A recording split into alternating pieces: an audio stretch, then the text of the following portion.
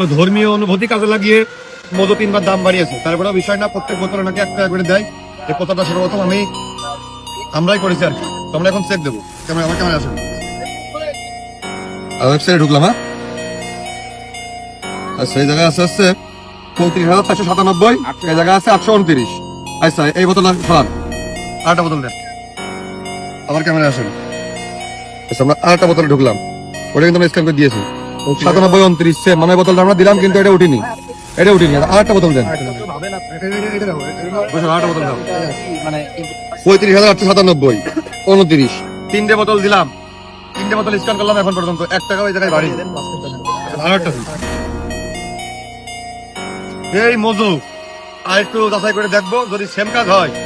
এই মজু আগের বার কোকা-কোলা পুকুরে খাওয়াইছি, এই মজু একটাও কেনবো ছেলে পেলে সব ডাক দিয়ে বাংলাদেশের যেগুলো তো মতো আছে প্রত্যেকটা মজু লুট করে ড্রেনের জন্য ঢালতি না হয়। আমাদের ভিডিওর বার্তা এই গ্রুপে যারা কর্মরত আছে আজকের মধ্যে আমার সাথে যোগাযোগ করবা, তোমাদের মজু একদম জায়গাতে দিয়ে দেবো।